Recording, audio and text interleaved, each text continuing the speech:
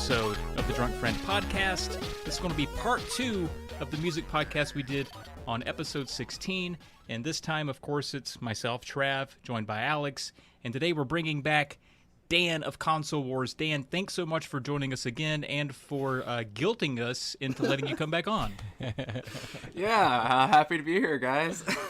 Should we say why I'm here? Should we tell a little story? So well, no, there's what I told Trav is like, okay, there's 3 things you should know in life, you know, and just in general. Number 1 is that you should never spit into the wind. Number 2 is that you should never tug on Superman's cape. Number 3 is that you should never have a 90s music podcast without inviting Dan from Console Wars. So you need to be here for this kind of stuff because you are one of the premier experts on 90s music because you are in all sorts of like 90s cover bands. I mean, if there's anybody that needs to be consulted about this kind of music from this era, it's you. Like there's nobody else. Like unless like Kurt Cobain rises from his grave or something like that. But no, we're really happy to have you here. Absolutely. So thank you so much for coming on with us to talk some 90s music. We really appreciate you. I mean, thanks for having me on, and thanks for that introduction. Now I feel like I'm definitely not going to live up to the name of, like, the 90s music guy. I was even, like, telling my wife, I'm like, I don't know what to say. I just got drunk, and I just was being funny. I think I'm just going to say I liked it. I like 90s music. That's going to be my... That's qualification enough, because you're Alice in Chains guy, you're a Nirvana guy, like, you're, like, all over the place. Love all that stuff, and that's good, more than good enough for us because it's more than good enough for our audience too because you really know all that stuff and you grew up with it. So yeah, you're right there with all of, you're right in step with everybody. So that's why we want to have you on. All right, that's why we're gonna focus on dance music, right? That's what we're doing right. It's the Dan's Music Podcast. No, swing music. We're going to go Squirrel Nut Zippers or whatever the damn band is called. Big Bad Voodoo Daddy or something. I don't know.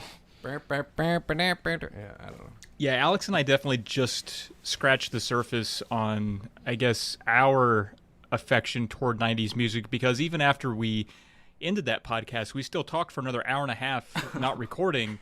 We're like, we should be recording this too because it was just, we went on and on talking about the things that we'd already talked about on the podcast. I was like, dude, when you mentioned that, I was thinking this and this. So yeah, we definitely weren't finished talking about what we talked about. So we're inviting you here is not like we're going to have to rehash anything. We have plenty more to add. But I did think that you're saying it's a drunken tweet, and I didn't take it as a drunken tweet. It did sound like I had irritated you because in that tweet you called us both out. You said, I just listened to the 90s Music Podcast, and I've got a few things to say. That was just one tweet. Then you responded to your own tweet and was like, how could you not ask your 90s Music is in my blood buddy Dan to be on? And I was like, oh no. And I screenshotted that and sent that to Drunk and was like, buddy, we've made a mistake. Oh man, and I was like, oh my god. I was immediately regretful. I was like, oh no. What have we done? I'm not even kidding. I was like, this is terrible. Like, this is a disaster. We need to have him on, like, for part 2 for sure. Yeah. Yes, and we knew immediately there would be a part 2 because again we weren't done talking, and we got a lot of cool emails from people who wanted to, I guess, share their own 90s music stories or anecdotes and that kind of thing, which we'll get to. But before we do any of that, in Drunk Friend fashion, and Dan, you were one of the stone cutters for this. We got to talk about what we're drinking. Stone cutters. Yeah. I mean, we had to do this one, the first one, twice with him, and we were somehow more drunk the second time we did it. So it's tradition at this point. What is that was the name drinking? of my 90s trivia band, by the way, Stonecutters. Just throwing that out there. Really? Yeah, that's what I thought you were referencing. Nice. I'm like, oh, Travis, you're so clever. Bringing in my 90s Nice. trivia band. Yeah, that's the name of the band. It's just the Stonecutters. Oh my god. Sorry, you just blew my mind. All right. Of course I knew that. I do my research. No, I had no idea. It was a coincidence. But I am drinking I'm double fisting tonight. I knew this would be a long conversation. I went ahead and got 2 drinks. I have a Greyhound over here, just a gin and grapefruit, and then I have another Stone Brewing beer, the Scorpion Bowl IPA, part of the variety pack I talked about in our last recording there, Alex. That's right. Yeah. It says at the bottom here, it says a punch to the stinger. That's the little catchphrase there. It's pretty good. It's pretty good. Where is that's that based out of? Is that based out of your neck of the woods, or is it someplace else, or? It's Stone, but it says. It's Stone. Okay. So yeah, it's so like it based is out like of- Escondido, California, and Richmond, Virginia. I'm sure I got the Richmond side. Yeah, I've got Roku Gin with 6 unique Japanese botanicals, but it's someplace in, I don't know, probably like New York City or something.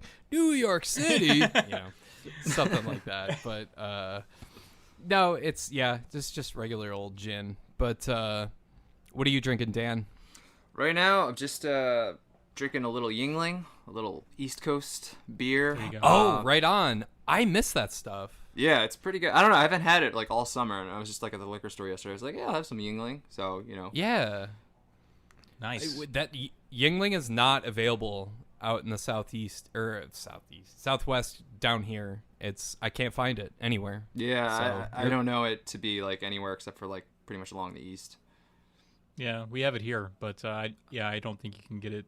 Maybe I don't know. Were you able to get it in Minnesota? I was, yeah. Oh, wow. But That not out surprises here me. in freaking Albuquerque. Yeah, they don't have Yeah. it anywhere, Interesting. as far as I can tell. It's definitely a good beer. It's a good beer. Not All bad. right, Yo, so, I actually just finished. Can I go get one more, guys? I'm sorry. No, it's all good. All right, I'll be right back. I'll be quick. Go ahead.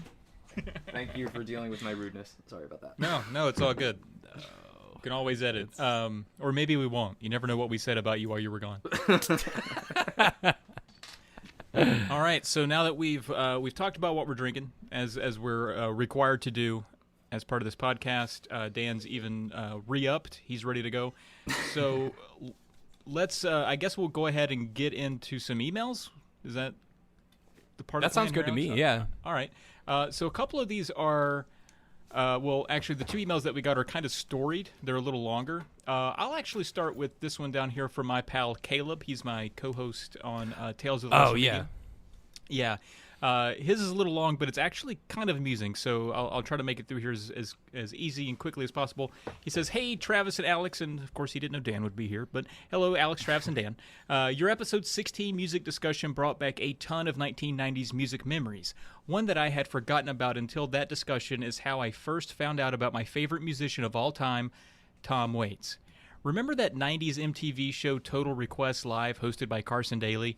Well, during an episode that was otherwise full of typical pop and teen band fluff, Carson Daly inserted a super quick mention of a new album, Mule Variations, by a musician named Tom Waits, whom Daly described as having a hard-to-like voice, in his own way of saying very not Total Request Live type stuff. It seemed Daly was daring to expose his music-loving underbelly after years of promoting commercial pop music. I can imagine the conversation between the MTV execs. You want to promote who? Tom Waits? Is he a cute teen boy? No? Then no! But Daly, during air, looking over his shoulder to ensure his bosses are looking, whispers quickly to the camera, "Everybody check out Tom Waits." I had completely forgotten about this weird moment until years later, a college professor handed me a copy of Waits's Rain Dogs album and told me to write an essay about it. I was confused, but she never steered me wrong before. I listened, liked it okay, listened more, eventually fell in love. As another pin in this weird life map of mine, years later, in 2007, I'm on a Southwest Airlines flight. The in-flight magazine has a cover story about Tom Waits. I was shocked. So shocked, in fact, that I wrote a letter to the editor expressing my joy. Well, 3 months later, I'm on another flight, this time for work, sitting next to my coworker, and I pick up the in-flight magazine to find that my letter was published. I waited until my coworker discovered the letter herself. She did a couple double takes. We had a laugh. The stranger next to me was impressed. Apparently, my coworker managed to say something to the flight attendant without me knowing, because a few minutes later, one attendant comes to me and dumps about 6 bags of pretzels on my lap. I remember saying, "I'm not sure what to do," as though this was her first day on the job. Or he remembers her saying, "I'm not sure what to do," as if this was her first day on the job, and her training hadn't prepared her for meeting an in-the-flesh letter to the editor writer. So she pretzel Pretzel Dump panicked and skittered away. Later, she brought me a free glass of whiskey, which I appreciated even more. And he even attached pictures for proof, which we can't show on the podcast, obviously. But yes, I can confirm this thing did in fact happen. And then he ends it with, if we Nice. meet in person, drunk friends, I expect pretzels and whiskey. And sure, why not? Wow. So there you go. There you Hell go. of a story, man. Like, you're just sitting on an airplane and you just pick up a magazine and it's just like, oh, there's my name. Yeah. Holy crap. Like, what are the odds of that? Like, holy cow. Yeah. That's insane. And it's even Like- better that he wasn't alone. He had someone he could brag to that would appreciate yeah. it. He didn't have to like steal the magazine from the airplane to take it home to show people. It was like he could enjoy that feedback right there in the moment. That's crazy. Yeah, no, good for him. That's a great story. That's, I mean, a great story for sure. Like, I'm not even sure how to like share that to other people. That's you put it exactly. Or it's like what do you do with that story? It's like you can't like go and say like, oh hey, my name was in an airline something, an airline magazine. Yeah. Yeah. So that's cool. What do you do? Also, do you guys remember TRL, Total Request Live, or was that a thing for you guys? Oh yeah, I definitely remember that. I mean, I didn't watch it too much because like at that point it was mostly like that teeny bopper stuff that they were spouting out there. But I definitely remember watching that like after school. Let's go see TRL. It's on the list, and nothing I ever listened to was on the list. So yeah, it's all right. I was hooked on it too, but I remember like I didn't like most of the top 10, but I remember being in middle school and we had a computer class, or I had a computer class that was like, after lunch, and you could vote online, and there was no, this was before, the sophistication of the World Wide Web, so you could vote as many times as you wanted, and they knew you were doing that. They had no way to limit that. So I just remember sitting there for like hours at a time just voting for the music that I liked that I knew wouldn't be on there, just clicking submit over and over and over. And of course, never seeing my song even register in the top 10 because I'm pretty sure it was all fixed. But yeah, that was my memory of TRL, was just endlessly clicking, submitting whatever shitty band I was into.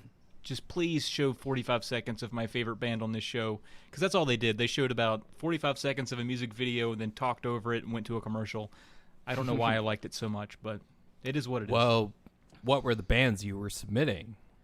I can't remember, but it was like whatever was remaining of the grunge era in the late 90s, so not much. Yeah, there wasn't I much remember. there. I was gonna say, I remember voting for like Pearl Jam's "Do the Evolution" because it was like, whoa, Pearl Jam video is out, and it was like their first video since Jeremy or that era. And it Oh was, like, yeah, this awesome. remember Todd they took that McFarlane long thing? break between Jeremy and doing "Do the Evolution," and it was like this like big deal when Yeah. they put out "Do the Evolution." Yeah, that was like a huge deal. So I voted dude. for that. Yeah, I remember voting for that, and I was also a big Aerosmith fan, but I didn't like "Don't Want to Miss a Thing," so I would try to vote the other Aerosmith songs in there. They never made it.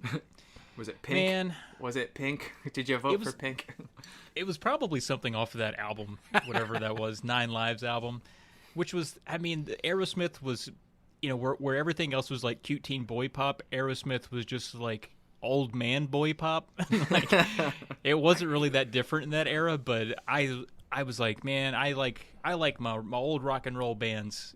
Give me Aerosmith in there, which sometimes happened, but TRL was a fascinating thing. Like, I might have been in the perfect age range for that, because it was just, everybody watched that and loved it, and it was insane. And I fell into the trap as well. I remember there was like a Real World or Road Rules, and one of the guys' like ambitions was to be on TRL, like to be the host, I guess. And then he found out while he was filming the Real World or Road Rules that like, oh, TRL was canceled like years ago, and he was just like, oh shit, what do I do with my life now? like, wait a second, what do I do? Yeah. Oh man, maybe I should have watched it. Yeah, no doubt. Probably should have paid attention a bit, but should we read this other email or should we just move along? Or Yeah, let's see what Matt has for us here on this email. okay, you want me to read that So- one too? Oh, you got it? No, I got this one. Oh, all right. He says, "Hey gents, another great podcast today. So many musical memories. Once the COVID stuff is over, both of you should come to my neck of the woods, Cleveland." Cleveland rocks. I'm just kidding. Cleveland rocks, yeah. And take a trip to the Rock and Roll Hall of Fame. Music fans such as yourself would have a great time down there. I'm also about equal distance to Canton, home of the Pro Football Hall of Fame, as well. A must visit for sports fans. Also, it's overall a pretty reasonable price because Cleveland isn't exactly a hot destination for tourism. Boy, you could have fooled me. To tie music and gaming, I must admit one of those bad games that I played way too much of growing up was the SNES port of Revolution X. All right. Yeah, I am one of those people too. I remember playing that in the arcade and being like, why is this game popular? I love Aerosmith, and this game is freaking terrible. Matt continues, it was a cheesy gallery shooter. I think that genre is called gallery shooter. Yes, it is. Featuring Aerosmith. If I recall correctly, they are kidnapped for some reason, probably a stupid one, but you have to shoot a bunch of people to get them back. I went back and tried to play it, and it's just too bad. SNES didn't do the genre very well, except for Wild Guns, of course. Hope you have a great 4th. He probably messaged us back before the July 4th. Cheers, Matt. He means the 4th of August. That's also a very, very good 4th. That's a good 4th. Too. Great save. Great Yeah. save. It's still a summer month. It's usually a good weather day. So I intend to have a good August 4th as well. But Matt, I just mentioned Aerosmith, and I talked about on that last episode how one of the first cassettes I got was Aerosmith's Permanent Vacation, and because of that, Aerosmith became like my obsession as a kid because I was either that or Robert Palmer, and come on, so I went. Robert Palmer. Irresistible. Come on. I faced it. I was addicted to love, but I really liked Aerosmith more, and my sister was very much into hair metal at the time, and so Aerosmith kind of fit that mold. I had something in common with her, and so like this band was my obsession for years. Like anytime I would open up a music magazine, I would just scan for just mentions of Aerosmith. Like, just it didn't even matter what it said. I was just so obsessed with them. And when this game came out, I didn't have a Super Nintendo or a Genesis, and the arcade wasn't in town either. So I just thought about this game all the time, what it was like. Like, oh my God, my favorite band in a video game. It must be so cool. It must be so awesome. And then years later, when I finally played it, there couldn't have been a sadder boy. It was so, it's just so bad. It's so bad. It's just, they're screaming like Revolution X over and over. And It's bad. it's not great. Dan, do you have any history with Revolution X? Not really. I remember seeing it. I think for me it wasn't a bowling alley, but it was a roller skating rink. That's where all the cool arcade games were.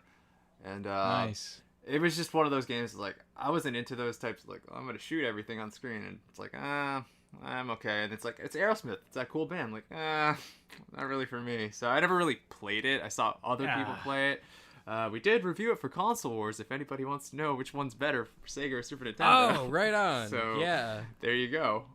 Yeah, I was going to ask you about that because I just got curious. I was like, wait, I think it's on both systems. I should look it up and see. So I need to catch your episode of that. But yeah. One thing I didn't include on there is the Super Nintendo one you can play with the mouse, but it is terrible because it's also the shoot button's the pause button or something. So you're gonna get angry a lot if you play with the mouse. Ah, bummer. Oh, that's kind of gross. Dang. Okay, good to know.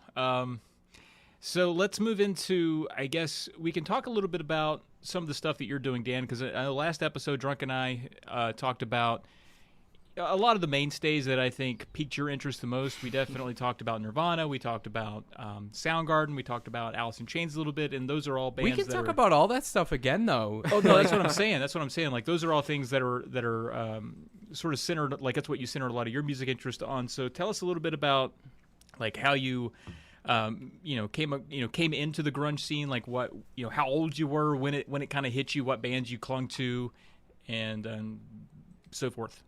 Okay, sure. I got into it late. I got into it like the mid to late 90s. Like it was after that stuff had passed. Yeah.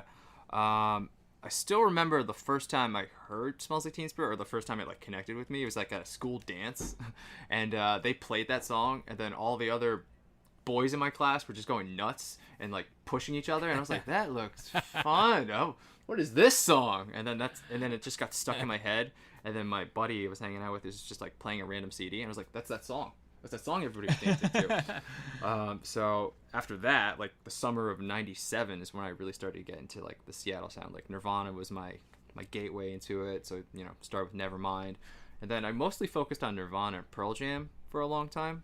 Like I said, Do the Evolution, right? Yeah. Listen to that around that time. So I listened to those two guys a lot.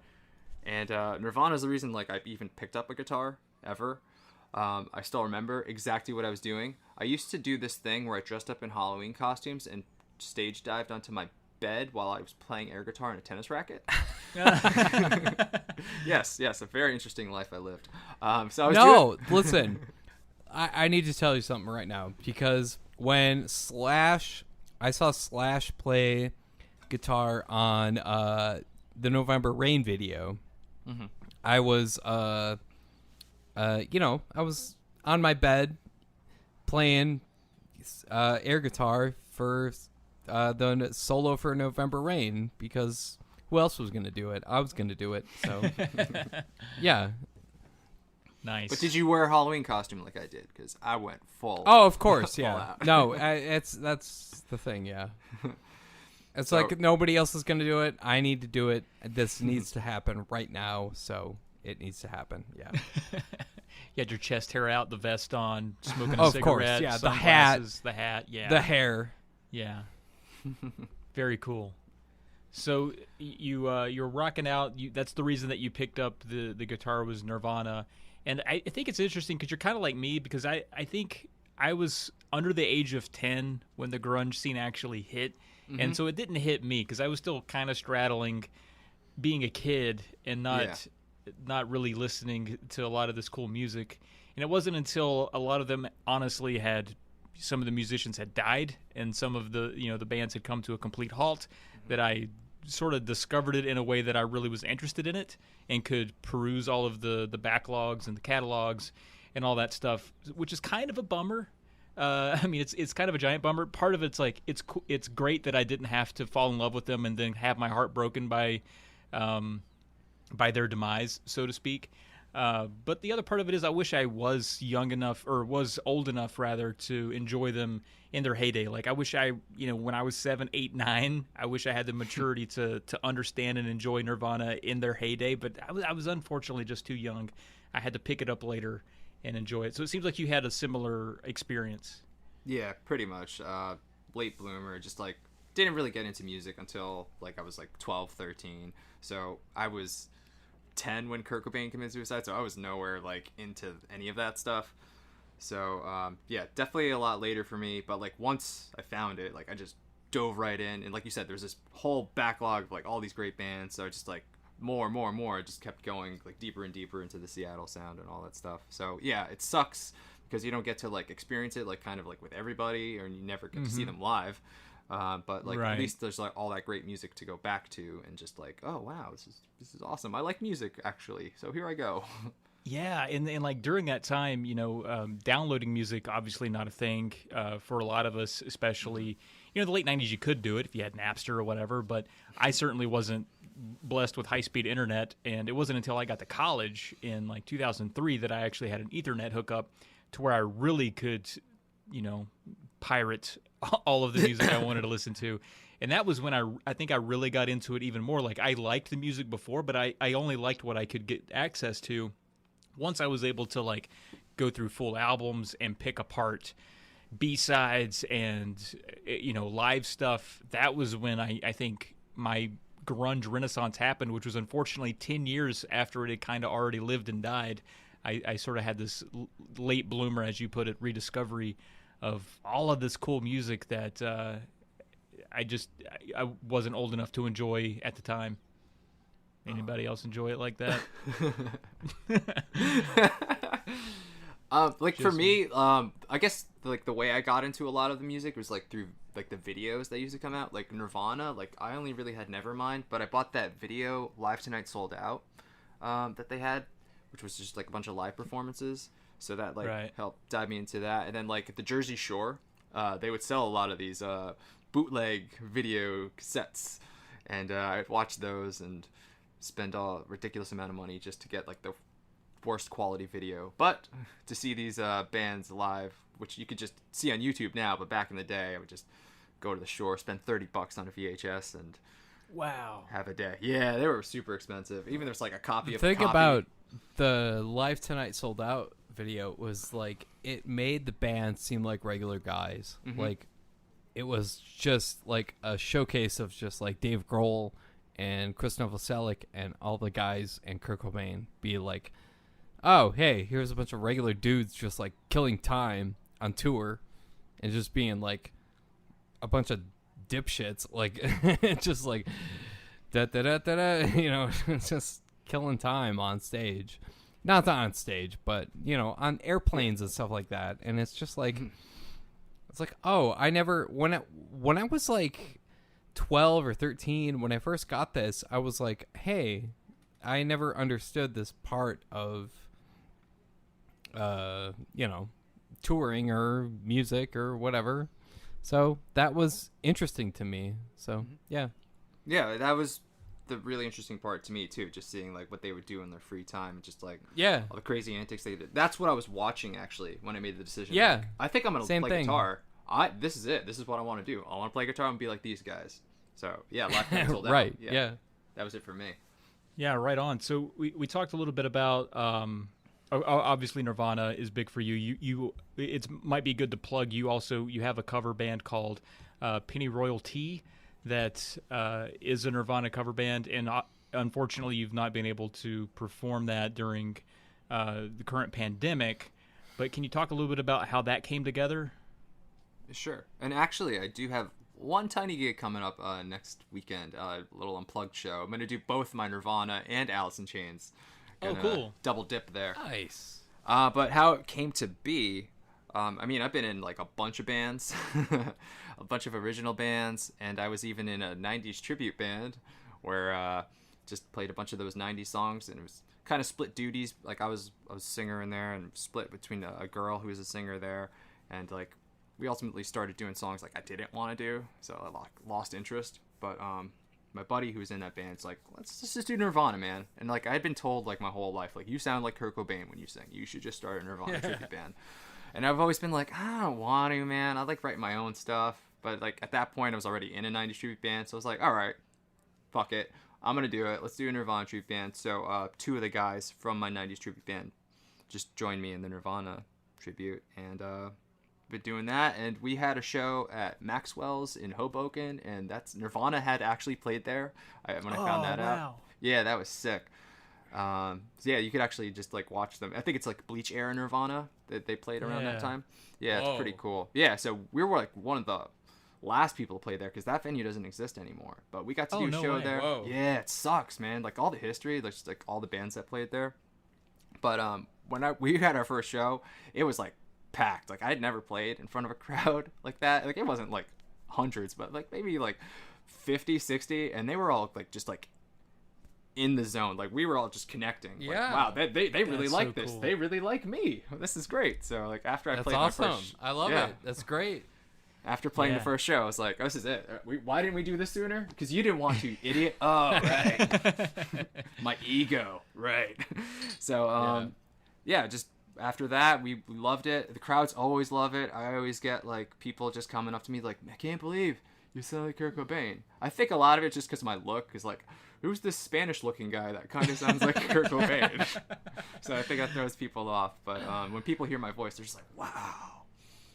It is a very Kurt Cobain-esque, definitely. And when we did our first episode together, episode 3, way back, and you brought up that you were in those cover bands, and I listened, and I was floored, and I went and I showed my wife, and I was like, "What do you think you're hearing right now? Who's singing?" And she goes, "Well, it's Kurt Cobain." I'm like, "No, it's a guy I just talked to last night on the internet.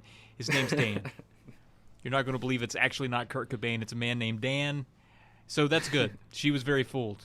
So good on you. And it's interesting that you can do a really good convincing Kurt Cobain.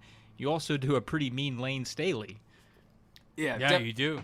Not as good as my Cobain, but I try.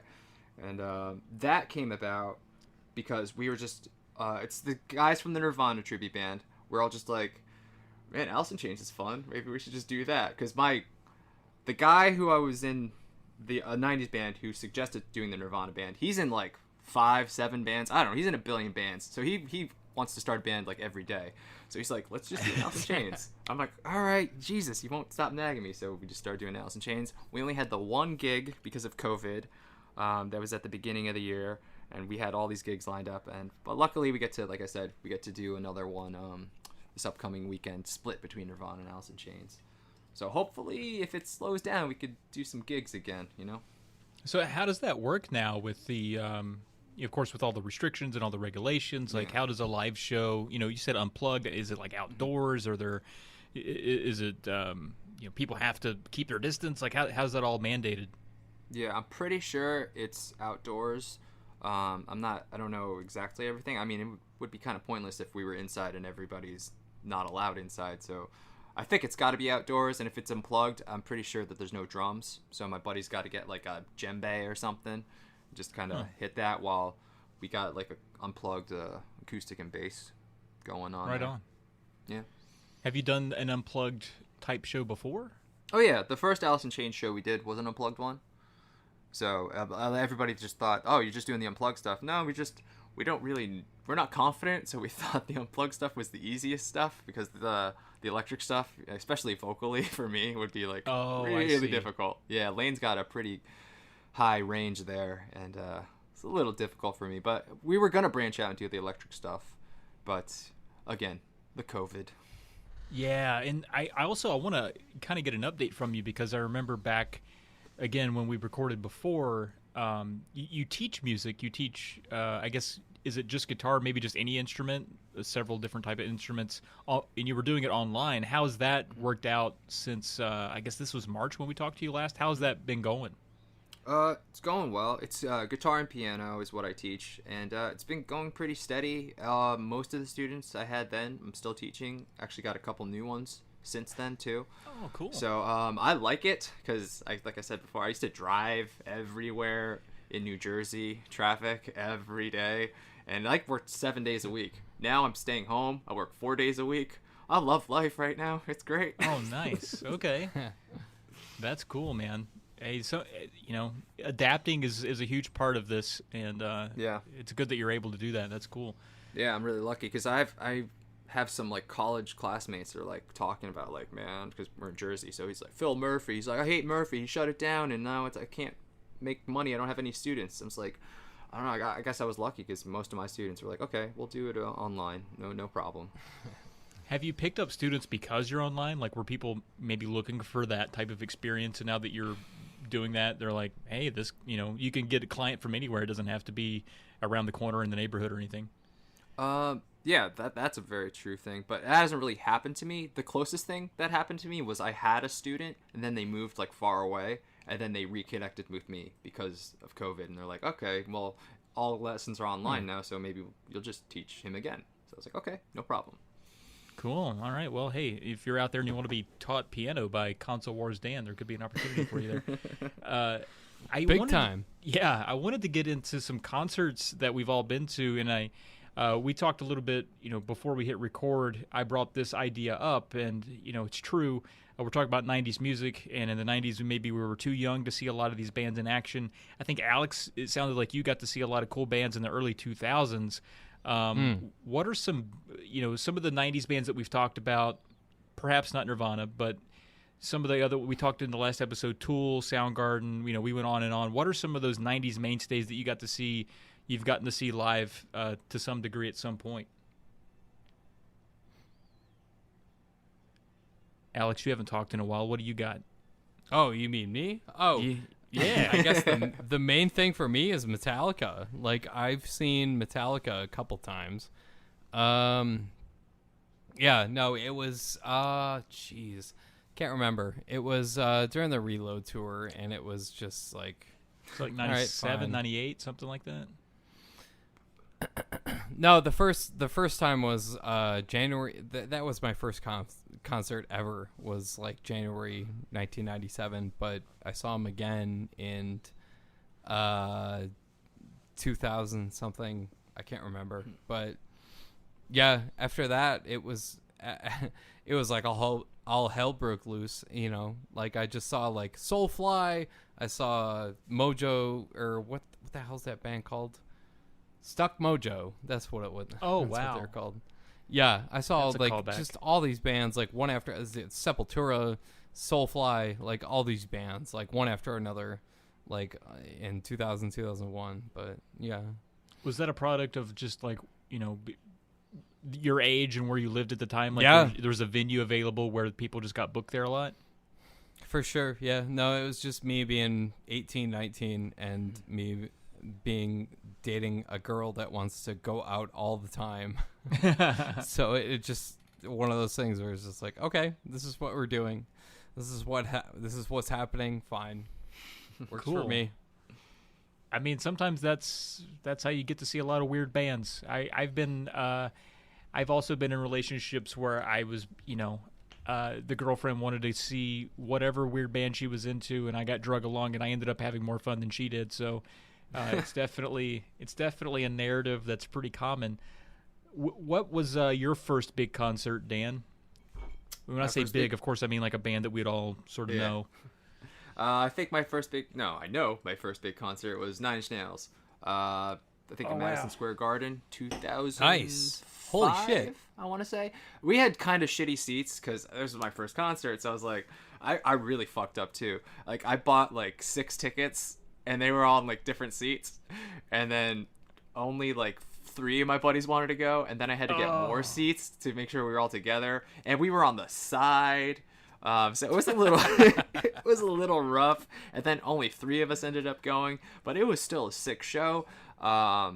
I really screamed the top of my lungs to every Nine Inch Nails song. So Death from Above, 1979 opened up for them, so that was pretty sweet. Oh wow, Whoa, yeah. Okay. Yeah, but that was way before like I knew them. I was like, well, this band is awesome. It's just a bass player and drummer. This sounds awesome. But yeah, Yeah. it was a fantastic show. Because Greg, who used to do Console Wars, he was a big Nine Inch Nails fan. That's kind of how we connected in high school. We're like, hey, you like NIN? I like NIN. Great, let's be friends. So he was one of the guys that went to the show, and we just like had a blast there, just seeing Nine Inch Nails. I think the With Teeth album was the one that just came out around that time. So Yeah, that sounds right. Yeah. yeah, they played a lot of the songs off that, and obviously they played a lot of the big hits. And they're a great show. I love it. But Trent does not talk for shit, especially like all the shows I've seen. Like he only says like 2 words that aren't thank you.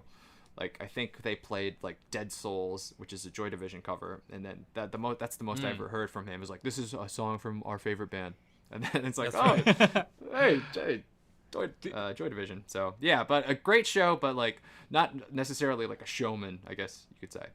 Yeah, interesting. Totally So agree. do you He was prefer just that? like, yeah, totally like, okay, fine. Here's what this is. Fine. Do you prefer when the musician, like in a live show, interacts with the crowd more? Because I kind of see it both ways. Like I think I've been to shows where they won't stop talking, and I'm like, would you please start playing what I paid you to do? And then there's other shows like Tool is a good example, and Nine Inch Nails is another good example where there's just no frills, and they just go out there and just hammer it out and then walk off. And I like that too, because I feel like I get a little more of the music. But I definitely don't mind a personality out there. I've seen Primus a couple times, and Les is pretty funny. So, and as a musician that performs on stage yourself, like, how important is that to you to talk a little bit to the audience and interact versus hammering out the music and getting to the meat of the matter? Yeah, I mean, yeah, that's what always bummed me out. That like, oh man, we just went to this Nine Inch Nails show. It's almost like because they're like so good and it sounds pretty much like the record, and it's like, man, I feel like it didn't really go to a live show almost because like I got nothing extra. I just got like the songs, and it just sounds exactly the same. I mean, there's some differences, but I like that connection, like when they kind of break out of the songs and they like just talk to you a little bit and they try to connect with the crowd. Like for me, that is important a little bit. Like I always try to get at least one laugh from the audience while I'm up there, whether it's just embarrassing my bass player or just like seeing something and just acknowledging it. But I always try to like do something a little extra just to connect with the crowd, other than just getting up there and play music. Because I used to do that in my original band, and I feel like I was really cold to the people, because I thought that's what you did. You just go up there, you play music because you're a musician. You're not a clown. You're not an act. You just play your music. But then after, I was like, oh wow, I was a dick. Let me lighten up a little bit. And hey, how's it going over there? Look at this bass player. He's funny looking, huh? All right. He's not funny looking. Sorry. That's really interesting, because I think certain musicians are definitely better at it than others, and I guess maybe Trent doesn't feel like his personality, he doesn't have a confidence in that. I've seen Devin Townsend play, and he's hilarious. Like, it might as well be a comedy show. But there's other people where, you know, like you said, like Trent, he's just, hey, hey guys, how's it going? Like, even when they started the show, when I saw them, and we all saw them on the same tour, hilariously. We all saw them when they were when Soundgarden came back there for a minute. That tour, I guess it was 2016, 2015, something like that. That was the first time I saw Nine Inch Nails, and the show started so fast I didn't even realize it. I was like looking down at my phone, all of a sudden the lights got dark, and I looked up and they were like halfway through a song already, and I was like, whoa! There was no like, hey guys, how's it going? This is Nine Inch Nails. Happy to be in Charlotte. How's everybody doing? It was none of that shit. It was just like song. We're out, and I kind of liked it, but it's also because I was probably really hammered, and if they'd said anything, I couldn't have processed it. So, yeah, could have been on me, is what I'm saying. No, I'm saying that's fine, but like I just like a little bit extra. I mean, coming to see you, I like a little bit of their personality leaking out instead of just like, I already know you from the songs. Let me get to know you a little bit more. So I appreciate when they talk a little bit. That's fair. So Alex said he saw Metallica. Have you seen Metallica, Dan? Yes, I have seen Metallica. I did not see them as early as Alex did, but I saw them whenever their last album came out. That was my first and only time seeing them. I forgot the name of When the was last their album. last album? It was Like, It was like 2017, maybe. It was what the hell? the one after Death Magnetic. I forget the name of it. I can't remember. Oh, Hardwired to Self-Destruct. That's the album. Yeah. So we saw them with a bunch of people at nice. PNC? Where is it? Or PNC Art Center? Yeah, somewhere in New Jersey. And I'd never seen Metallica. And me and my buddy, huge Metallica fans, and we write down like our top 5 songs we wanted to hear from them. I think I only heard one. Fade to Black was the only one that made the cut.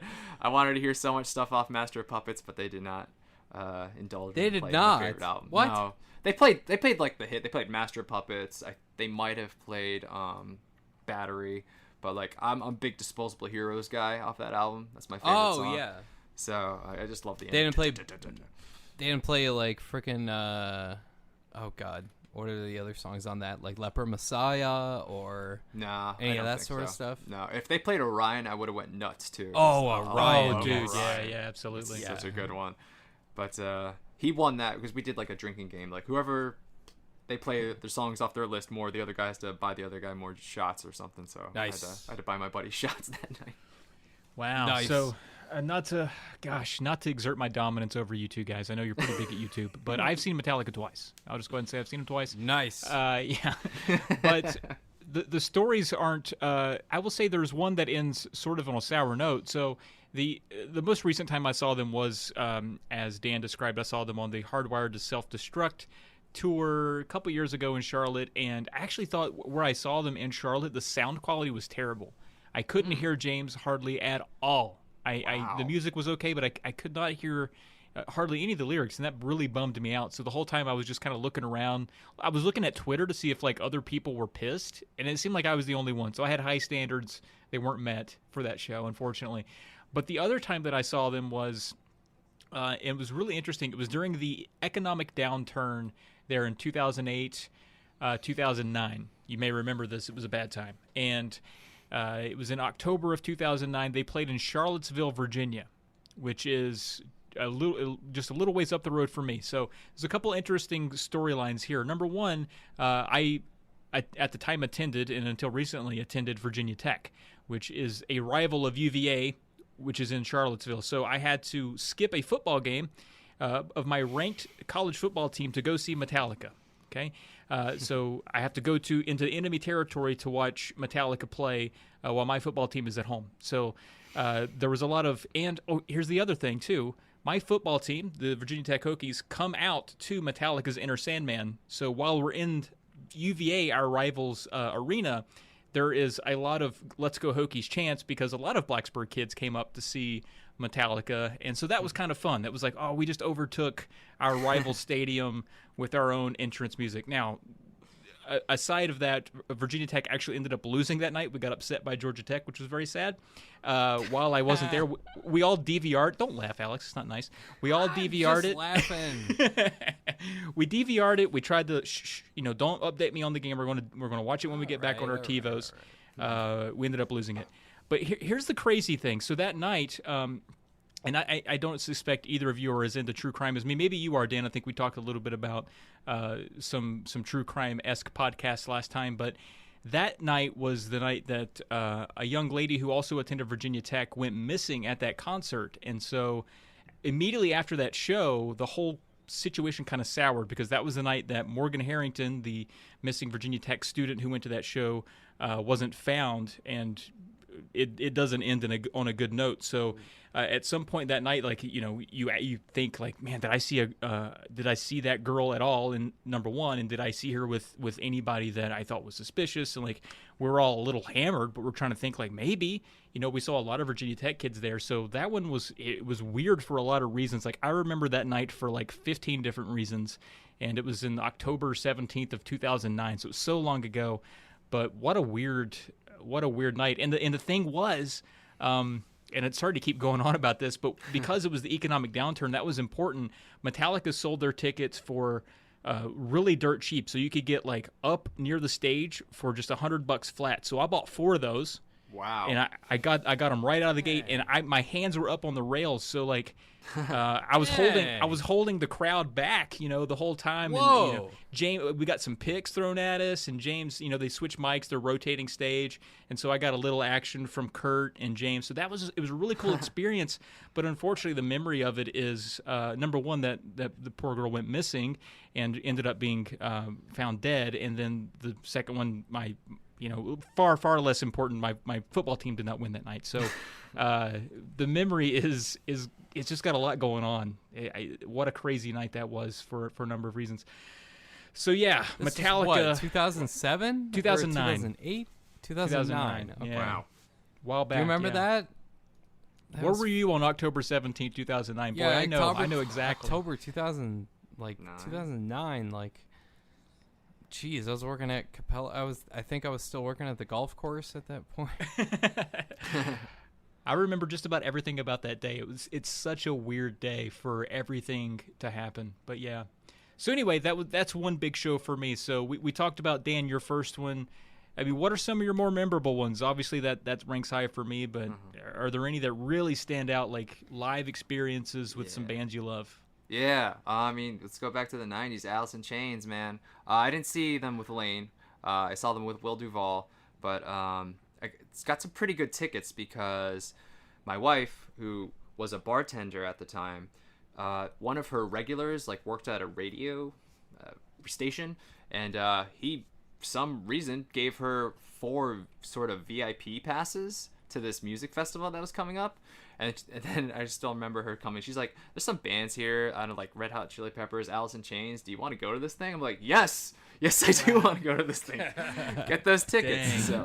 So 2 of us and 2 of my other buddies, we went to this music festival thing, and it was great because we had those VIP passes. So we didn't get to go backstage, but we got to go into the radio tents. And I don't know, for some reason they let us drink their beer while we were there too. So it's all that's right, cool. Thanks for letting us drink your beer. So we just kept getting VIP passes to different radio tents, which is really awesome. And then my one buddy, because we had okay seats, they weren't that great. My one buddy had this crazy idea. Hey man, we have all these VIP passes. Let's try to sneak up and get as close as we can and try to find the best seats. And we did, man. I think we were the 11th row from the stage.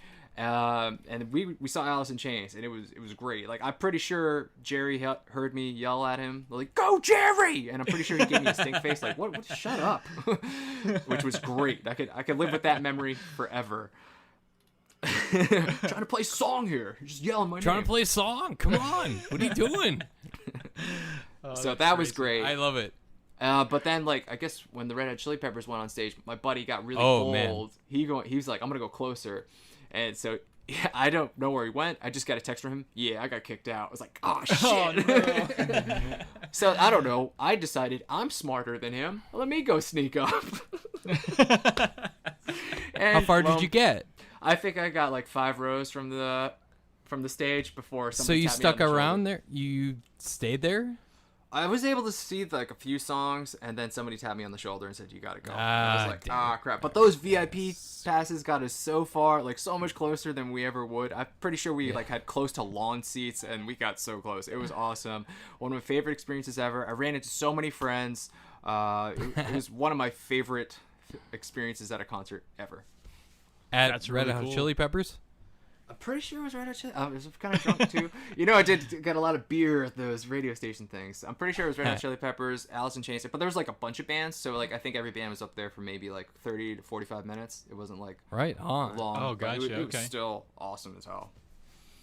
Very cool, man. I saw the Peppers in the same place I saw Metallica that night in 2007. It was on the Stadium Arcadium tour, and man, they were a really good show. And they it was the night that their drummer Will Ferrell, he that's a joke. He looks like Will. Chad Smith looks like Will Ferrell. It was his birthday, so they did so many encores just because it was this dude's birthday, and I couldn't help but think, I'm like, is this what he wants to do on his birthday? Is just like not stop playing music? Like, does he want to go back and get drunk with his family or anything? But does he really want all these encores? But they just wouldn't stop. So it was a lot of fun. They're really, really good live. So that's really cool, man. So you've seen some pretty cool bands.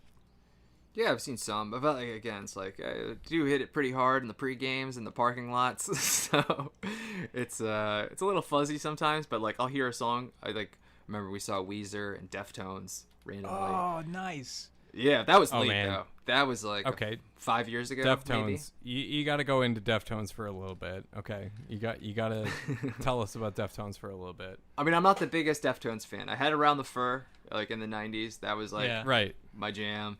And it sucked because I remember going to band practice. I had the CD in my pocket. I sat on it and I cracked it. Anyways. But yeah, they played like a bunch of a bunch of the songs off Around the Fur. My Own Summer. Was it Be Quiet and Drive? That's my jam right there. Yeah, Be dude. Quiet My and Own Drive. Summer. Those riffs from that album are just so Yes. Yeah, that My Own Summer riff is it's tight. good. Oh, riff. I it really kills like me. that Yeah, one. it's so good. No doubt, man. So that's really cool. I don't really know where to go from here. I'm looking at my own. I don't know if you guys use this or not. I definitely do. I shared it with Alex. I've been to like quite a number of live shows. I sort of have a bucket list, and I use this website setlist.fm to track the shows I've been to, and they also it's like crowdsourced. They'll put in the playlist, so you can go back and click on the night that you went to that concert. It shows you like where you saw it, what date it was, where it was, and also the song list. Oh. And it's a diary for me. I've been keeping up with it since the mid 2000s, and it's been hanging around for me. So hopefully that site doesn't go under. But I've gotten to see, and I don't want to. It feels like whenever you mention it, like you saw a band live, it's like you feel like you got to brag about it a little bit because it's sort of an exclusive experience. Not everybody gets to go see all these cool bands live, but I did get to see some bands that were way past their twilight live lately.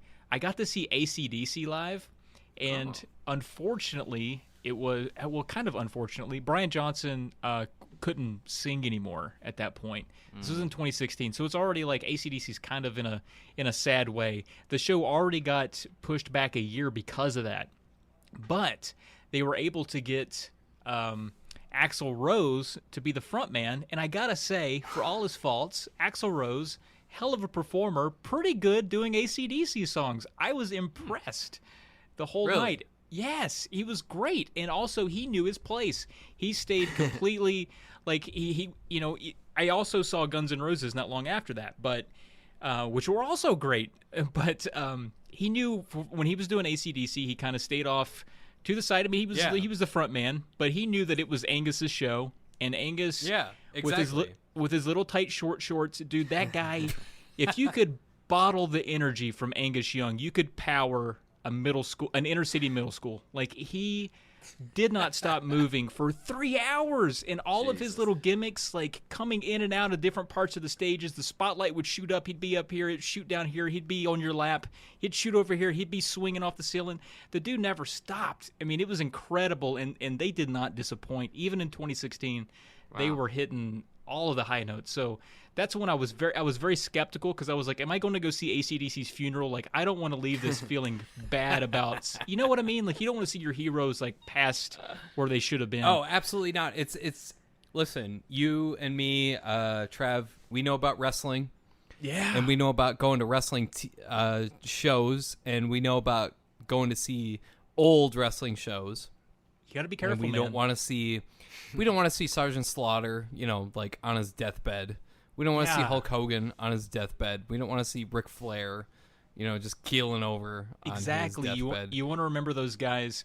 It doesn't have to be at their peak, but definitely very close to post-peak. You don't want to see them still trying to perform when it's like sad to watch. And I got to say, man, ACD, aside, again, Brian Johnson wasn't there, but dude, Angus 4 or 5 years ago, still 1970s Angus. Crazy. It was pretty cool to watch, no doubt. Yeah. That's pretty cool. Yeah, I love that. Yeah. I love hearing that. Yeah, it was pretty sweet. Are there any? Do you guys have any experiences like that where you saw like, maybe AC/DC? I don't know how many examples there are. I've seen Aerosmith and AC/DC both past their prime. Both did pretty good job, and you'd expect them to. They've been doing it for 30 years. That is their job. That's what they do. That's all they do. But have you been impressed by just an old school band? No, I haven't personally gone to any, and I feel bad. I think for me, it's mostly Metallica. Like, Lars, like, I keep expecting that guy's head to just, like, fall off his body because he's just so freaking energetic and just so, he is what he is. And it's tough, that's just, that music is so demanding. It's hard to, like, I guess just freaking, just what else are you gonna do with like freaking Dyer's Eve or Blackened or anything like that? It's just that's just what it is, and it just kind of makes you keel over and die basically. But they don't play that kind of stuff anymore. But no, I'm really happy to hear that they have a little bit of youth in their band with their bass player. And he's good. He's amazing. That guy's incredible. But and even James is just he's a really good singer, and it's just they're very cognizant of where they are right now in their lives, and they don't play that kind of stuff anymore, so it's good for them. at a certain point, it's like, it's no fine. doubt, man. Because I saw Steely Dan a couple years ago, and this wasn't my choice. I'm not a big Steely Dan fan. It was my mother-in-law's choice, but that was, it was still okay. Like, again, I'm not a Steely Dan fan, but it felt, I was like, does he need to be, like, do we need to take an extra break for him? Is he going to be okay? Like, and you start to feel bad. Yeah, his name isn't Steely Dan. I know that. I can't remember it. But if his name were Steely Dan, I'd say, Mr. Dan, do you need like a water or anything? Because it did seem like he was getting tapped out toward the end. But it was, he's booked for the full 2 hours. But about an hour in, I was like, is his nurse here? Does she need to look at him for a minute? That's the same as freaking, what do you call it? Rolling Stones, where it's like, okay, are there paramedics on the side of the stage that are waiting for them? Like, Jesus Christ, like, holy shit. Yeah. So yeah, do we? What are some other live shows that you guys have been to? I mean, you talked about a couple, Dan. I know you've been to Madison Square Garden. That seems like a fantasy land to me. I only hear about that down in the South. Is it? How cool is it to see a show there? I mean, it's good. It's huge for sure, but it's cool. I like the smaller shows though. I tend to try to go to smaller venues just because there's more of a chance you can actually meet the band. So I'm all about that. I'm all about like sticking around and like, hey, maybe he's gonna be around and I could just chat with him a little bit. So I like those. What other '90s bands have you seen, Dan? Like, what other like bands that people might not have heard of that you're into that people might not have? I haven't really seen that many of the '90s bands. Like, I mean, well, I'm talking about like like Toadies. Like, do you know the Toadies? Like, I know the Toadies. like, I've never seen them though. No, I mean like I'm thinking along those lines though. Like, I don't go to too many like. Yeah, I haven't really seen anything like too obscure from the '90s. It's like I guess I'm just not looking for it. Especially like the ones that like the Toadies. I only really know Possum Kingdom. I don't really know too many.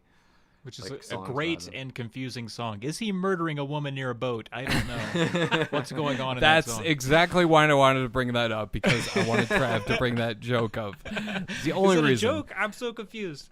But I think maybe this is a good bridge point. And again, like if we were going to talk about live shows, I could keep going. I've had a pretty good. My bucket list has been. I've been kicking it for years, or not kicking it as in like I'm dying, but I've been like putting good bands in there for a while. I'm pretty proud of what I've got in there. But what are some modern bands that satisfy that 90s itch for you? Because Alex and I were talking about this the other day.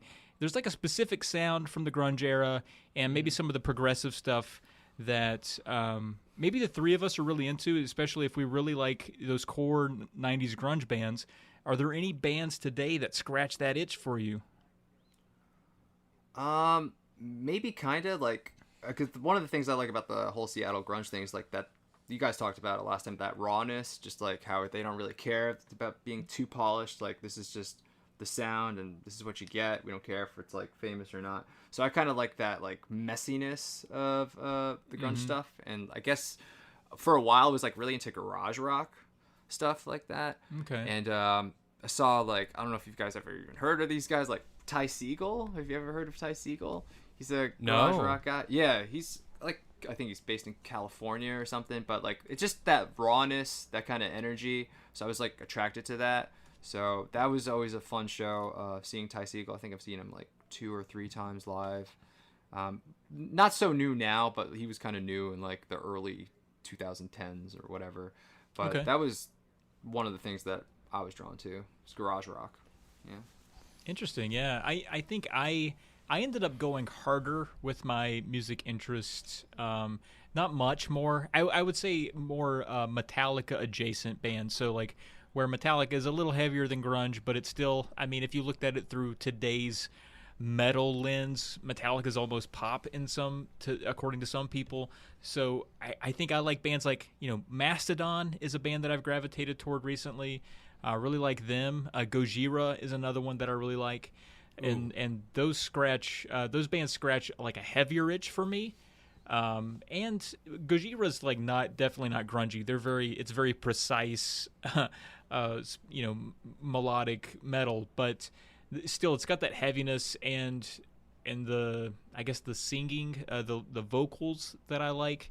And so that's probably, of the modern bands that I can say are adjacent to what I used to like back in the 90s, those are probably two that really speak to me. Ghost is another band that I really like, but they're more like a 70s throwback in a lot of ways, but I really like them. They got some good riffs. So are there any modern bands at all, like before I qualified it and said anything kind of 90s-ish, but what's some modern music that you're both into now? You go first, because like I'm trying to think. Like, I don't listen to so much modern shit I was going to say Ghost. Frick yeah. Like, I saw Ghost back in November of last year, and oh my god, it's one of the best concerts I've ever seen in my life. They were so much fun. Oh man, I love Ghost. They're so good. Tobias is such a showman, and knows how to take the temperature of an audience and just knows how to like just play a crowd and all that sort of stuff. Like he's just amazing. Like I love that guy. Like he's one of my heroes. I don't know other than him though, but yeah, Tobias of Ghost is one of my favorites. Yeah, I like other than like that, those too. Yeah. Yeah, other than that, I don't even freaking know. Yeah, so I guess I kind of got into kind of that Black Keys kind of sound a few years ago. Nice. And one of the bands that I liked is, I don't know if you guys are familiar with Gary Clark Jr. at all. Doesn't ring a bell. Doesn't ring. Okay. Well, he's really awesome at that sound, and yeah, I think he might be the last sort of new act I kind of saw.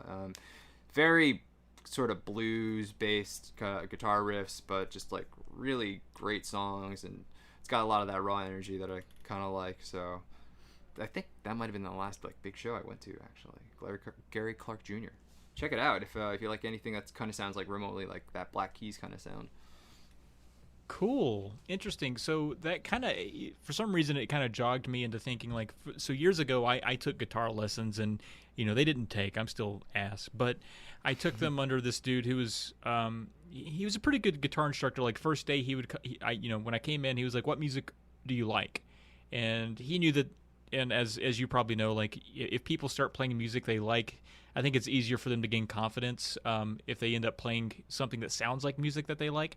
So is there any music that a student has brought into you that has turned you on? Like have you heard a student, suggest they want to learn a song and you're like, wow, that song's pretty sweet. I hadn't heard of that. Like, does that happen a lot? Not really. Most of my students are so young. They're just like, I don't know what to learn. Just tell me what to learn and I'll learn it. I mean, okay. Occasionally there's a song here or there that it's like, oh, that is not a bad song, so I'll listen to it, but that doesn't happen too often, and I can't even name any off the top of my head because it happens so rarely. Yeah. Gotcha. What's the most common song you have to learn? I mean, like I said, most of them don't actually like request songs, so I usually kind of just teach the same songs over and over again. I teach a lot of Green Day because Green Day is like one of the easiest bands to learn. So right. A lot of like Good Riddance, a lot of Brain Stew. Yeah. Brain Stew. I was gonna say you got to learn Seven Nation Army a ton, right? I mean, some students want to learn it, but I don't really make that priority because like it sounds like a bass, so it's like you could. Learn there you go. Okay, yeah, that makes sense. Yeah. Man, I had a really good relationship with my music instructor. He would burn me CDs of music that he thought I would like, and I would make him CDs of music that he thought he would like. And maybe he was placating me, but we ended up exchanging a lot of music, and he was sort of like my music, gold rush for a long time. And we both really connected over a lot of like the virtuoso guitar stuff. That was like his big thing, and that was the reason I wanted to learn guitar, not because I wanted to become like an Yngwie Malmsteen or a Steve Vai, but I was like, is it possible to play guitar and look like I'm good at it? And turns out for me, no. But and a lot of it's because I just didn't have the time to put in the effort and the practice you need to be that good, unfortunately. But I think that's cool, though. I mean, teaching music, it has to be pretty rewarding. What are some of the more rewarding moments that you've had? Like, do you... when a student comes in and maybe they've been trying like a piece or something that you've showed them and they nail it, like how cool does that feel that you help them, get that? I mean, that feels pretty good. Just as you were asking me, like, what's a good moment? Like, I'm just thinking about the student I was teaching today. Like, I usually do recitals, like not big stuff. Like I usually have like maybe 10 students at a time because they're in a small space. And I had this one student and she was like so nervous and she kind of like froze and she just kind of collapsed and she's like, I can't do this. So I was like, okay, it's okay, you don't have to do it. And then she still did the next recital and the next half a year. I do like 2 a year, so she did the next one like 6 months later, and then she nailed it. And I was awesome. I was just so proud of her, like overcoming her fear and just going out there and just doing it. And the fact that she like didn't like resist, that she wasn't like, I don't want to do any more recitals, because I've had that moment like in college, like I have to play classical guitar and then like I just froze and I've totally bombed on stage. And just to see other students like just rise above that fear and anxiety and just perform, just that makes me really happy. That's awesome. Yeah, speaking of fear and anxiety, so you're not doing it for school now. You're not playing classical guitar, but when you're up there performing, your Nirvana and your Alice in Chains cover band, what are the nerves like before? Like, is it? Do you feel pretty good about it because it's your thing, or is it not? The Nirvana, I feel pretty confident at, just because we've had so many like good shows, and it's like most people are like really nice at the Nirvana. The Alice in Chains, because that's newer, and I've only done one show with them. I'm definitely a lot more like, I'm gonna go walk back and forth 100 times and tell myself I suck until I'm on that stage. That's You gotta you gotta do the lead singer, like, I'm gonna walk around the stage and be self-conscious and be like, yeah. Do you drink it all before? Like, is there anything that you do to relax before you have to I go on definitely stage? try not to drink because I get sloppy and overconfident, and I definitely am not as good.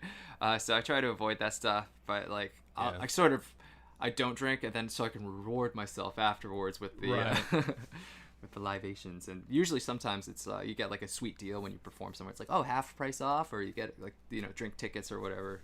So I usually try to save all my celebration for afterwards. That's cool, man. We do have another email question that I wanted to get to, and it's from a friend of the show and a guy's show that Alex and I were both on this month. You can check out if you go to classicgamingpodcast.com, episode 147, featuring DrunkFriend. We were on that.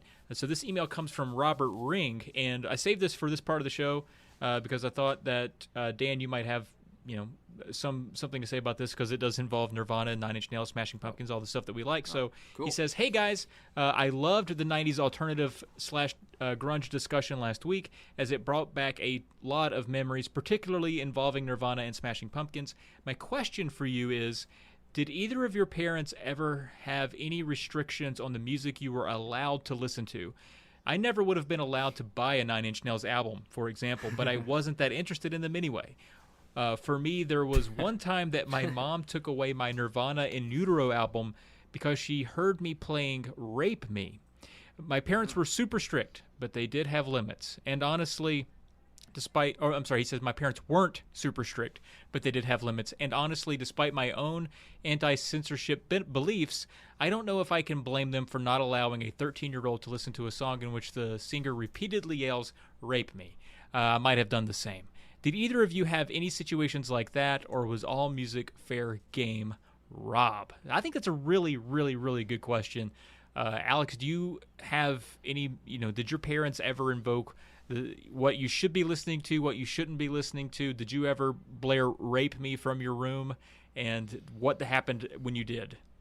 I did blare that song from my room, and my parents were done with being parents when I was a kid because I was the youngest of 3, and so they just didn't care anymore.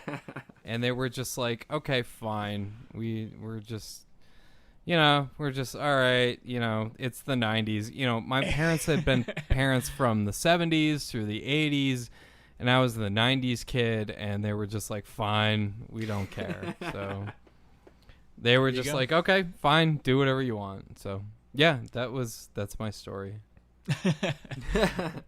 What about you, Dan? I was an only child, but my parents really didn't care too much. I could play Rape Me, blast that really loud. Actually, like Nine Inch Nails, like my mom really liked Closer, oddly enough. Wow. So she had no problem with me listening to that, which is really funny because when I played a show with my 90s tribute band years later, my future mother-in-law saw me perform, and we played Closer. And she didn't really like that song. Oh man. So it's hilarious. So like every time I do a show, she always asks me, even though I'm in a Nirvana and Alice in Chains bands, I'm not a Nine Inch Nails one, she always asks me, "You're not gonna do that one song, are you?" I'm like, "No, I'm not gonna do that song. Don't worry, it's not the same band." So just getting back around to the question, no, I never really had restrictions when it came to music. I could listen to whatever I wanted. Yeah. That's fun. So your mom sounded like she was really cool because I think she got you into gaming too, and she was down with Nine Inch Nails Closer. So that's pretty awesome. Pretty awesome, mom. Yeah. Yeah, it was all right. Yeah. My parents were kind of strict. Like, it's weird because when I was really small and hanging out with my older sister, I don't think my parents, like, I don't think my mom and dad would have let me listen to Robert Palmer and Aerosmith when I was 5. Those were secret tapes that my sister handed off to me. My 16-year-old sister was like, "Here, take these. Shut up. Don't tell mom and dad. Just leave me alone. Stay out of my room. Just listen to this." And so, thanks to her, they were pretty cool tapes. But I don't think my parents knew that because there's a lot of suggestive stuff in any Aerosmith album. It's very like veiled. As a kid, I had no idea what the lyrics meant. Like they could have said anything. I was just singing along to the words.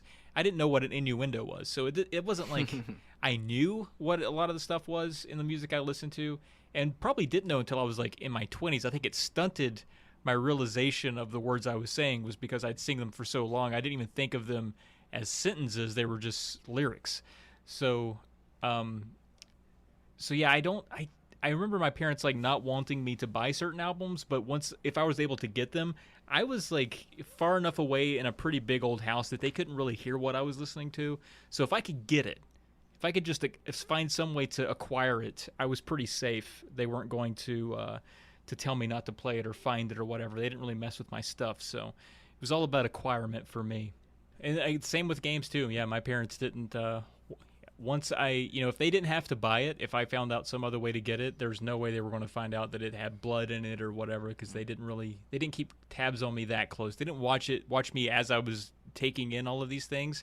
They just were very careful about what came in the house. But I do remember for my birthday one year, because again, when I was 5 years old, my sister handed me off all these cool 80s things, and then we kind of connected over that. So for years it was like, we were buddies on bands like Warrant and Cinderella and Motley Crue. Like, she's always been my hair metal friend, and we saw Journey together. We've seen Def Leppard together, and I remember when I turned like 10 years old, and my sister always gets me a CD for my birthday to this day. I don't even have a CD player anymore, but she always gets me a CD. I have to actually. The only way I can listen to a CD, I guess, is maybe on my PlayStation 1. I think they still play them. But when I was 10 years old, she got me Motley Crue's Girls, Girls, Girls, and my mom found it, and she got mad at my sister, who's like in her 20s at this point, and my sister was like, it's fine, it's just Motley Crue, and my mom was like, but it's Girls, Girls, Girls, and have you seen the front? It's just half-naked women on motorcycles.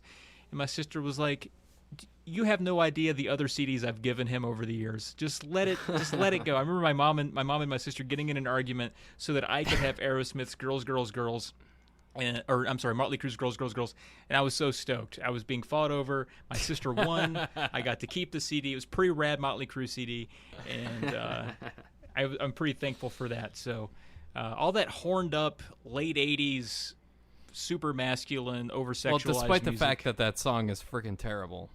The song's not great. Let's be honest now. CD's pretty cool, though. There's some B-sides on there. There's some ballads. It's fine. It's just the song itself is just, Yeah, I mean, for a title track, I don't know why they chose that one. Maybe just an excuse. But, I don't know. You're right, I though. just remember the song being played on MTV, and I'm just like, really? This is your freaking title track? Yeah. Like, really? Like, this is what you're leading with your title track. Like, okay, fine. It was Good no for Dr. you. Feelgood. I agree with you. And Dr. Feelgood was really good. That's solid. Girls, yeah. Girls, Girls, not so much. I'm with you, to be honest. But Yeah. it was my sister's fight for me to have it. All that right. was important. I I got to you on keep that. it. I got to keep it. So so I guess that's pretty close to the end of the show. But I wanted to also go back because last episode, Alex and I talked ad nauseum about Soundgarden and some of our memories from that. And you had something that you said you also liked. Dan, you said you also liked "Day I Tried to Live." That you said that was your favorite song. What are some of your? Do you have any other Soundgarden memories or favorite songs you can talk about? Because that's a band that we like here. We didn't really talk about it today. It's a band that I didn't really get like too deep into. Like, I was kind of like more of a hits guy with Soundgarden. It's funny, after listening to your podcast last week, I downloaded Super Unknown and Bad Motorfinger after listening to it. Awesome. Really? Did you? Yeah. Really? What did you Yeah, you think guys- of it? I really like Bad Motorfinger. That is a great album. Nice. It's solid. Yeah, I haven't listened to Super Unknown as much yet, but I really like Bad Motorfinger. Yeah, I mean, I never thought there was any bad Soundgarden songs. I guess, like, for me, like, they never really were as grungy as the other ones, because they definitely sounded more Zeppelin-y, a little more, like, mainstream metal, kind of, as opposed to the grunge. I mean, they had some, like, alternative sounding songs, but not really that grunge sound. So, I can see that, yeah. Yeah, but I always loved Chris Cornell's voice. One of my favorite songs is actually off the Singles soundtrack. What is that name of that song? Oh my god. Nice. I love it. I'm gonna hold on. I got it right here. Okay, Seasons. Yeah, Seasons. But it's not Yeah. Soundgarden. It's just Chris Cornell. It's on the Singles soundtrack. It's just such a great like acoustic song, and love his vocals on that one. So Seasons by Chris Cornell is probably one of my favorite songs out there. That's one I don't have, honestly, that I need to get on my computer, like, right now. Yeah, just get it. I mean, there's some okay stuff on there. There's, like, some weird bands that I'm like, you don't sound like you belong here. But, you know, that's a good song. Season's got a couple Pearl Jam on there. Like, it's a Mudhoney. I like the Screaming Trees. And Drowned by Smashing Pumpkins. That's another good song. Yeah, I forgot the Smash Pumpkins are on that one. Very cool. I mean, I also like kind of like the earlier Soundgarden stuff, like Nothing to Say. I love Nothing to Say. Just the rawness and like his vocals during that. I mean, this is like early Soundgarden, so Chris Cornell's just going for it, and it's a powerful song. Nothing to Say. I love it. I love the speed of it. It's a slower one. It's really heavy though, and he's just belting at the top of his vocal range. Oh, it's a great one. Nothing to Say. That's like super old, isn't it? Yeah, like yeah. early it's like 80s. That's off their first like LP or something. Oh yeah. I was like, man, that's like That's a great whole one. like Again, hardcore, oh, sorry. Oh, I'm sorry. No, I was just gonna say that was like super like like 84, 85, like we're talking like early 80s, like Chris Cornell, like jean jacket Chris Cornell. Like one of the things that really turned me on to the Seattle sound was like the movie Hype. Did you ever see the movie Hype, guys?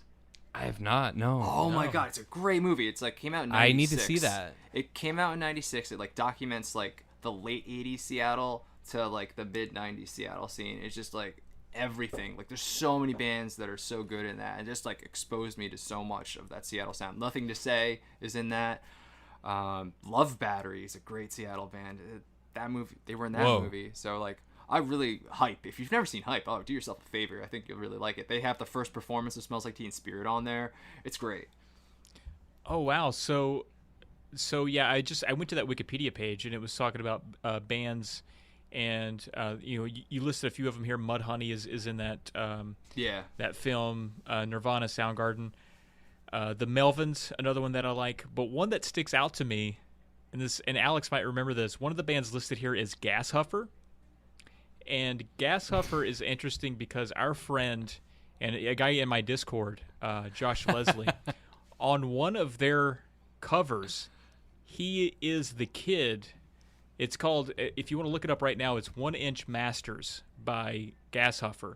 The kid on the cover playing with that little figurine is a guy in my Discord. His name's Josh Leslie. He goes by Frantic Society on... oh my god, that's amazing.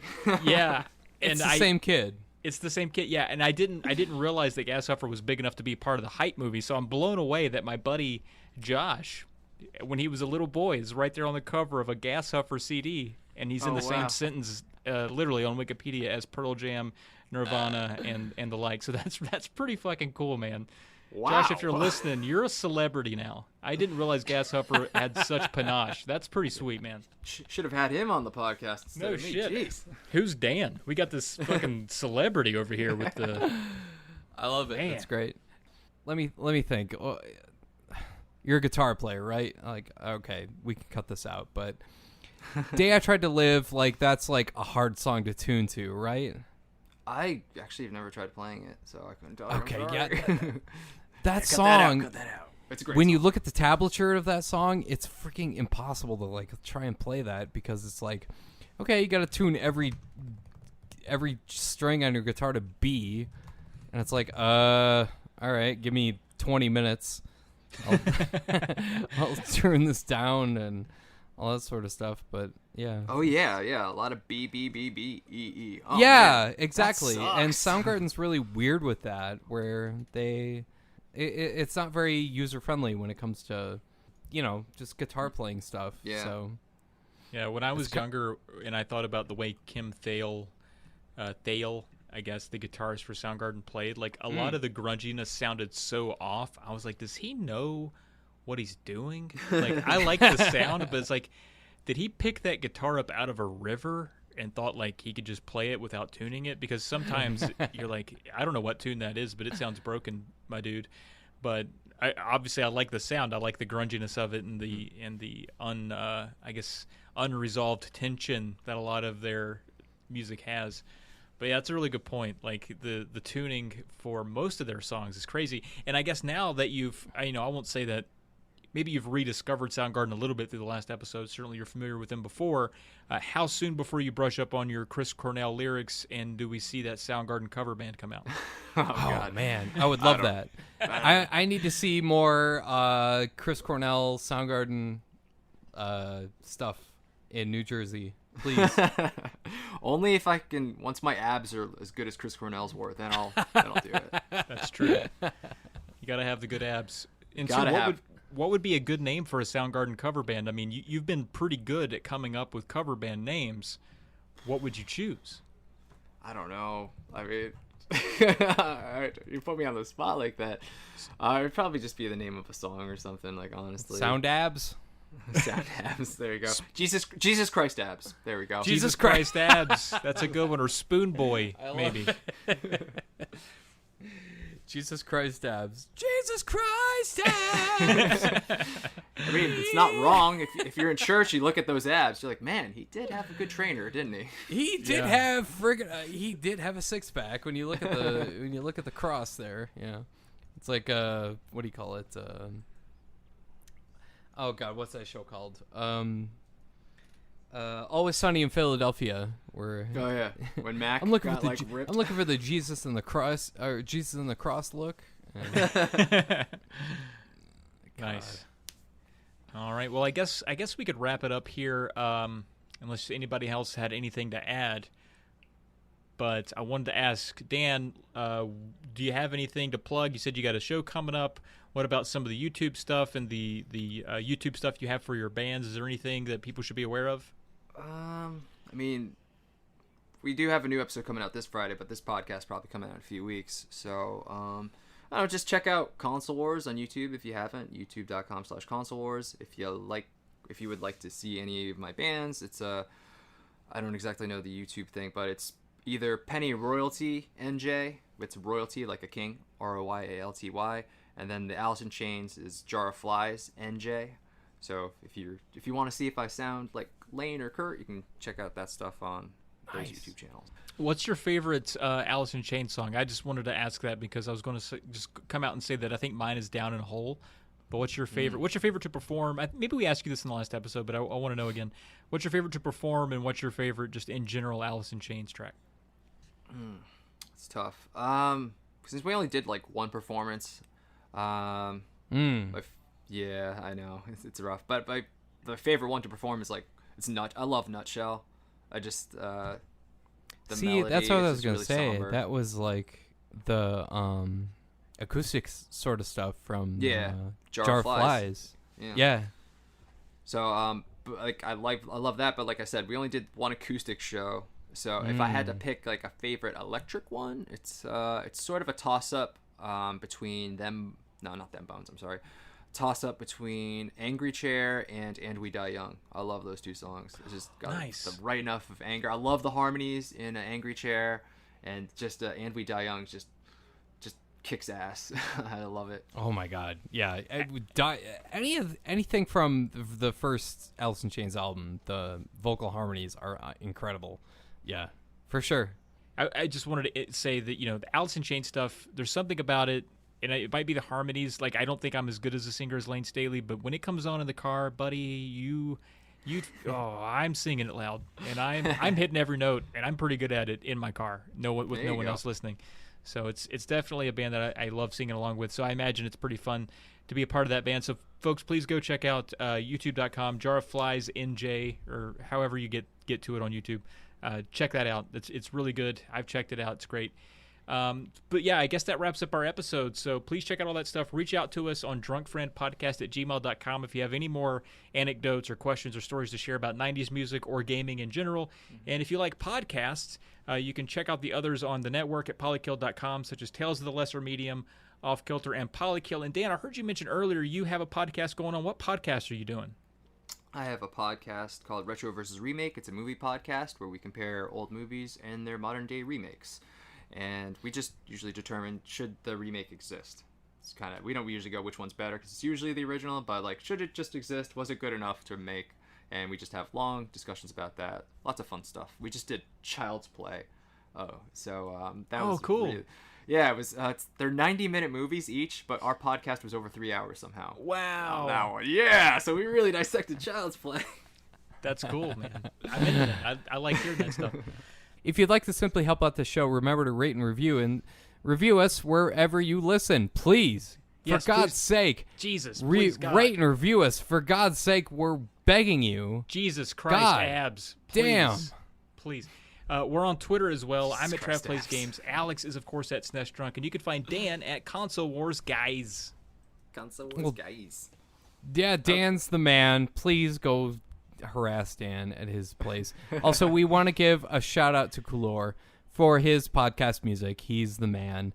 The song you heard at the beginning and the end of the podcast is called Electric Starbounce, and you can find a link to more of his music on the Buzzsprout podcast page. Be sure to catch us all on YouTube, and thanks for listening. And have a great rest of your day. I was going to say, stick around for part 3 when we discuss 90s dance. Hey, be my lover, wanna be my lover. I mean, I'll do it. I could go there. I'll do it too, man. I'm there with you. Absolutely.